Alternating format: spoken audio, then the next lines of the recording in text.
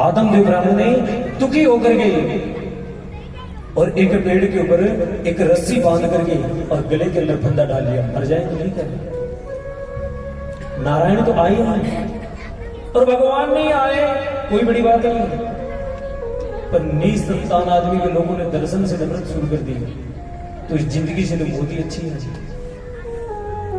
आत्मदेव ब्राह्मण जैसे ही मरने के लिए अपने गले के अंदर फंदा डाला, तभी मेरे नारायण, मेरे ठाकुर, मेरे कृष्ण, मेरे गोविंद एकदम प्रकट हो जाते महात्मा के रूप में और कहने लगे, हे पंडित जी महाराज ठहर जाइए, आत्मदेव ब्राह्मण ठहर जाइए, ठहरिए पंडित जी महाराज, ठहरिए। आत्मदेव ब्राह्मण हाथ जोड़ देते हैं, आकर के प्रणाम किया। महात्मा जी आए, आत्मदेव ब्राह्मण ने प्रणाम किया, प्रणाम महाराज, प्रणाम प्रणाम। पंडित जी महाराज क्या बात हो गई, मरने के लिए तैयार? क्या बताए महाराज, बड़ा दुखी हो, दुख तो बताइए महाराज। नहीं आप जाइए, मेरे को मरने दीजिए। नहीं नहीं नहीं नहीं, आत्मदेव ब्राह्मण कोई भी दुख है तो उस दुख का निवारण भी होगा। आप बताइए तो सही।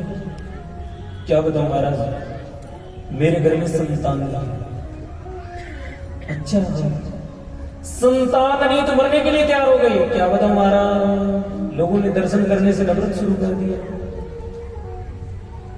चलो आत्मदेव ब्राह्मण, आपको संतान होने का मैं उपाय बताऊंगा, पर पहले मेरे को ये बताओ संतान किस लिए चाहिए? महाराज मेरा नाम चलेगा, ये फलाने का बेटा है, ये फलाने का पोता है, मेरा नाम चलेगा, और नाम चलाने के लिए संतान चाहिए। अच्छा आत्मदेव ब्राह्मण, मेरे को एक बात बता दे, क्या केवल नाम चलाने के लिए संतान चाहिए? तो मीराबाई के बेटे का क्या नाम था? जी पता नहीं। कर्मा के बेटे का नाम? जी पता नहीं। रविदास के बेटे का नाम? जी पता नहीं। नरसिंह के बेटे का नाम? जी पता नहीं। सूरदास के बेटे का नाम? जी पता नहीं। धन्य जाट के बेटे का नाम? जी पता नहीं। तो तू उनको कैसे जानता है? जब उनके बेटे पोतों का तेरे को नाम का पता ही नहीं, तो उनको कैसे जानता है? मेरे को ये बता महाराज, माफ कीजिए। आत्मदेव ब्राह्मण एक बात बताऊं क्या? देखो पंडित जी महाराज, इस दुनिया के अंदर नाम चलता है कर्म से, और सच्चाई की बात अभी है। इस दुनिया के अंदर नाम किससे चलता है? कर्म से। काम अच्छे कर चलो, अच्छी जिंदगी आपकी। काम अच्छे कर चलो, अच्छी जिंदगी आपकी, और लोग भी सीखेंगे सबक सुनकर कहानी आपकी। दुनिया वाले भी भैया आपका नाम लेकर के रोएंगे, ऐसे कर्म करके जाओ दुनिया से। नाम किससे चलता है? कर्म से। किससे चलता है? कर्म से। आज पूरे हरियाणा के अंदर ताऊ देवीलाल की मूर्ति है। देखो मैं किसी पार्टी बाजी की बात नहीं कर रहा, पर ताऊ देवीलाल की मूर्ति पूरी हरियाणा में है कि नहीं? क्यों है? क्योंकि भैया हकीकत में जाट का बेटा था और जाटों के लिए बहुत कुछ किया था उसने। हमारे ट्रैक्टरों के चलान होते थे, ताऊ देवीलाल ने माफ करवाई। साइकिलों के चलान होते थे, ताऊ देवीलाल ने माफ करवाई। और इससे बड़ी क्या बात बताऊं भैया, ये बुढ़ापा पेंशन किसने बांधी? ताऊ देवीलाल की देन है। आज चाहे मोदी करते 50,000, पर चलाई किसने थी? और आज उनके बेटे पोते वो भी लगाते हैं आदित्य देवीलाल। आदित्य का दादा कौन है? ओम प्रकाश जी। और नाम किसका लगाता है? आदित्य देवीलाल। देवीलाल कारण क्या है सजनों? कर्म। आज जिस किसी ने यहाँ गौशाला की नींव रखी है भैया, इस संसार को छोड़ करके चले जाएंगे, पर जिंदगी भर उसका नाम रहेगा। रहेगा कि नहीं? रहेगा कि नहीं? ऐसे कर्म करके जाओ दुनिया में भैया। कबीर जब हम पैदा हुए तो जग हंसे हम रोए। कबीर जब हम पैदा हुए तो जग हंसे हम रोए। अब ऐसी करनी कर चलो, हम हंसे जगो रोए। हम अपने प्राणों का त्याग करें तो हंसते हंसते, और दुनिया वाले हमें याद करके रोए। भैया फलाना आदमी ऐसा नहीं। अब आपके दादाजी का क्या नाम है? मेरे को पता नहीं। और मेरे दादाजी का क्या नाम है आपको पता नहीं, क्योंकि मेरे दादाजी को इतने बड़े दाने तो थे नहीं कि 10-15 को गौशाला बना दी जो मेरे दादाजी का नाम चले, और इतने बड़े आपके दादाजी भी नहीं थे, और कर्म किया है तो उनका नाम है कि नहीं। इसलिए आत्मदेव ब्राह्मण को समझाने के बाद इंसान का सबसे बड़ा क्या है, कर्म। इस दुनिया के अंदर नाम चलता है कर्म से, और भैया सच्चाई की बात है, इस गौशाला से जो जुड़े हुए हैं, जो गोमा की सेवा करते हैं, संसार को छोड़ करके सबको जाना वो भी जाएंगे, पर भैया उनका नाम चलेगा, नाम उनका भी चलेगा जो अभी भी पैर अड़ा रहे हैं बीच में, ये तो चलती नहीं, ये तो फेल हो जाएंगे, ये खा रहे हैं, ये कर रहे हैं, वही कर रहे हैं, नाम उनका भी चलेगा। के लोग ऐसे बैठे हैं ना, गौशाला के चल रहे हैं, तो भैया ये गौशाला तो चले या ना चले इस बात को छोड़ो, पर आप मेरे को एक बात बता दो, आपका घर आप चलाते हो क्या? आपका घर आप चलाते हो क्या? तो फिर आप गौशाला कैसे चला दो? आपका घर भी नहीं चलता आपसे। तो ये तो 33 कोटि देवी देवताओं का मंदिर है भैया, ये तो साक्षात मेरे कृष्ण का मंदिर है, मेरे ठाकुर का मंदिर है, इसको किसी की जरूरत नहीं है। आपको जरूरत है तो यहाँ पर आओ, और इसको चलाने वाला कौन है? मेरा ठाकुर। रख भरोसा गो माता का, रख भरोसा गो माता का, धोखा कभी न खाएगा, और एक दिन तुझसे मिलने को वो मुरली वाला आएगा। मंदिर तो भगवान का ऑफिस है, वहां पर तो भगवान 2-4 घंटे रहते हैं, और ये भगवान का घर है। गो माँ को भगवान माँ कहते थे, और माँ के पास एक मेरा बेटा रहता है, यहाँ पर मेरा ठाकुर रहता है, ये भगवान का घर है। गोमा के पास आओगे ना तो मेरी गोमा भी कहेगी बेटा एक दिन इनके घर तू भी जाकर रहे, ये रोजाना थे हमारे यहाँ। इसलिए भैया इस गौशाला से जो जुड़े हुए उनका नाम चलेगा। आत्मदेव ब्राह्मण कहने लगे महाराज ये बात तो आपकी ठीक है, पर मेरे घर में कोई संतान नहीं, संतान का कोई गाय। महात्मा जी ने एक फल दिया और कहने लगे जाकर के धुंधली को दे दे, ठाकुर की कृपा होगी, ठाकुर की कृपा से 9 महीने के बाद में आपके घर में एक बेटा जन्म लेगा। आत्मदेव ब्राह्मण उस फल को लेकर गए और अपने घर आए। घर आकर के कहने लगे धुंधली महात्मा जी ने एक फल का प्रसाद दिया, और महात्मा जी इस फल को खाने के लिए कहा है, जब इस फल को खाएगी ठाकुर की कृपा होगी, ठाकुर की कृपा से 9 महीने के बाद में हमारे घर में एक संतान जन्म लेगी। पर सजनों कहते हैं ना सकल पदार्थ है जग माही, कर्महीन नर पावत नहीं। बिना भाग्य में लिखा मिलता तो नहीं। आपकी नगरी में क्या इतने ही आदमी है? बाकी क्या इंग्लैंड चले गए? आपकी नगरी में क्या इतनी माताएं हैं? बाकी कहां चले गए? पर उनके भाग्य में लिखा नहीं। मैं उनको ये नहीं कहूंगा वो निर्भाग्य, हाँ उनको मैं एक बात जरूर कहूंगा, जो इस कथा में आकर के निमेट रहे ना भैया, उनके ऊपर भगवान की कृपा है। क्योंकि बिनु सत्संग विवेक न होई, और राम कृपा बिनु सुलभ न सो। बिना सत्संग के इंसान को ज्ञान नहीं होता, और भगवान की कृपा के बिना कथा मिलती नहीं।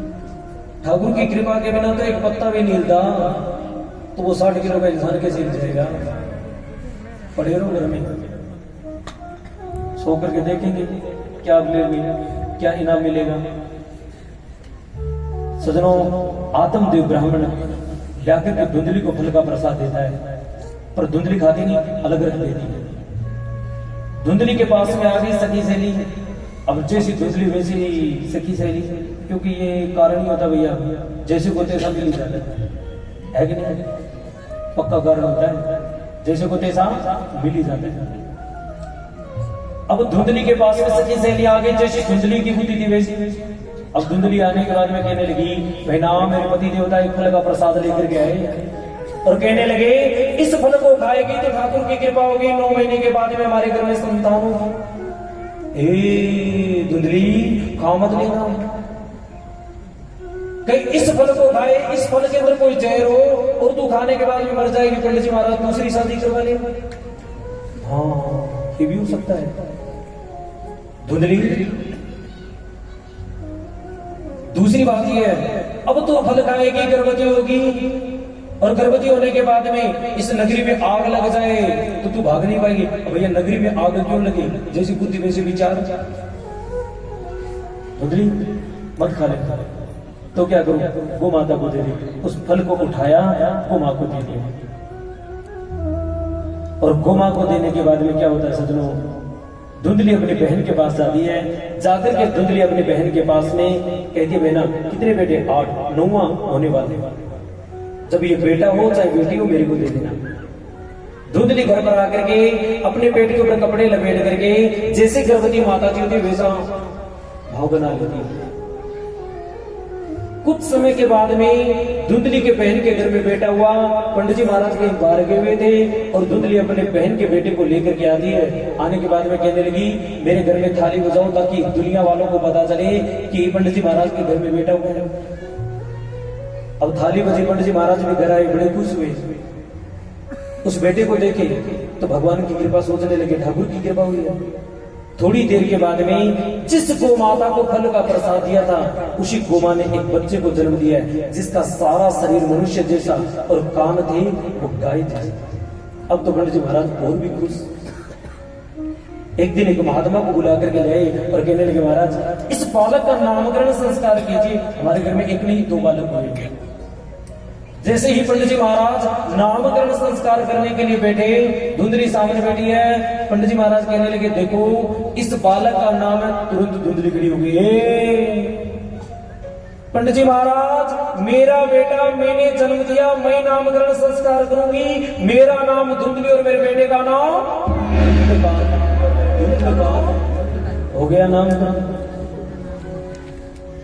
अब आदमदेव महाराज कहने लगे, कोई बात नहीं महाराज, ये तो ऐसी है, कोई बात नहीं, इस बालक का नामकरण कर दीजिए। उस गो के बालक को लेकर के आए तो महात्मा जी कहने लगे, देखो बेटा, इस बालक का सारा शरीर जो है मनुष्य जैसा और कान है वो गाय जैसे, इसलिए इस बालक का नाम होगा गोकर्ण।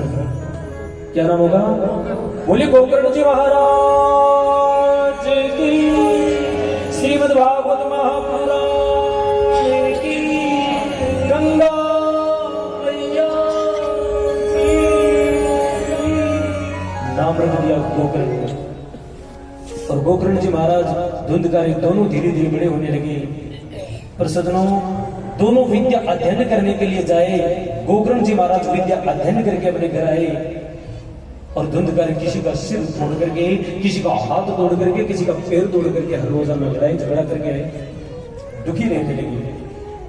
धीरे धीरे धुंधकारी बड़ा होने लगा तो क्या करने लगा? शराब पीने लगा।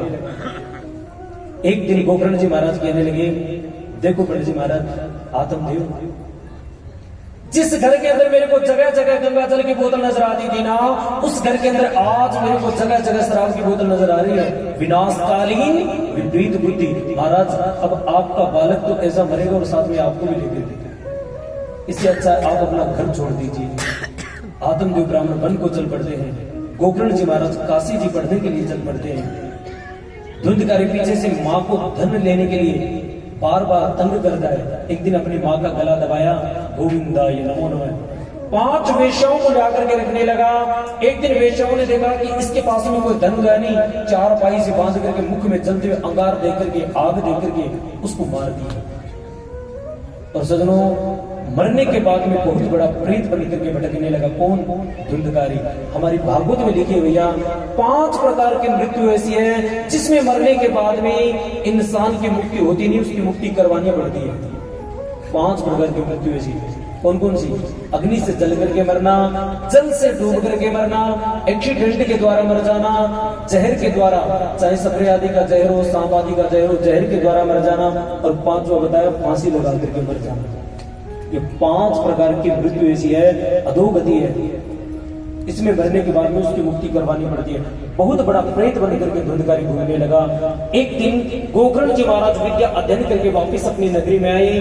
रात को जब अपने घर में सोए तो गोकर्ण जी महाराज की कभी सिर की चोटी पकड़ करके वो भूत प्रेत आत्मा धुंधकारी खींचे, कभी पैर का अंगूठा पकड़ करके खींचे, कभी बालक के रोने की आवाज आई, कभी स्त्री के रोने की आवाज आई, नाना नाना प्रकार की आवाजें आने लगी तो दुखी हो जाता है। हाथ में जल लिया, गायत्री मंत्र उच्चारण करके छेड़ा लगाया और तुरंत धुंधकारी खड़ा हो जाता है।